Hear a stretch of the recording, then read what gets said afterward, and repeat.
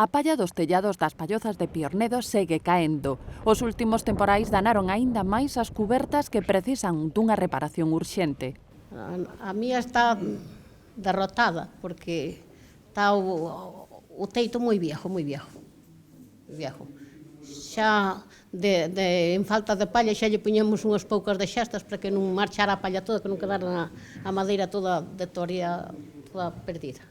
Os propietarios das construcións prerromanas participaron no encontro que propiciou o alcalde de Cervantes coa delegada da Xunta de Galicia en Lugo e a vicepresidenta segunda da Deputación na Casa do Concello, na procura de solucións. E hai distintos planteamientos, pero eu penso que hai buena intencionalidade por parte de todos e ao final que chegaremos a algunha conclusión para facer algo en Piornedo. O compromiso por parte da Xunta é que para a semana que ven vai montar uns técnicos para ver o que costa os desperfectos e, por outra banda, a Diputación vai a mirar, porque tamén nos faltan servicios básicos, acanterillado, luz e tal, a ver o que costa tamén eso, para despois a ver se se poen de acordo.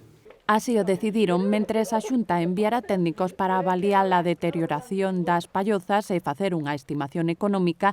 A Deputación quere ir máis aló. Propón un plan integral de recuperación de toda a zona entre as tres administracións. Non podemos preservar unhas pallozas se temos uns servicios básicos infrahumanos e non correspondientes á época na que estamos a vivir. Por iso falábamos de tratalo dunha forma integral, de que as tres administracións firmemos un convenio para dotar estes servicios básicos e a recuperación das pallozas, que realmente o motor un pouco, quedou en riba da mesa este tema de que falaríamos, emplazámonos a 10-15 días máis menos para ver en riba da mesa con orzamentos de que estamos a falar e como podemos afrontar a situación.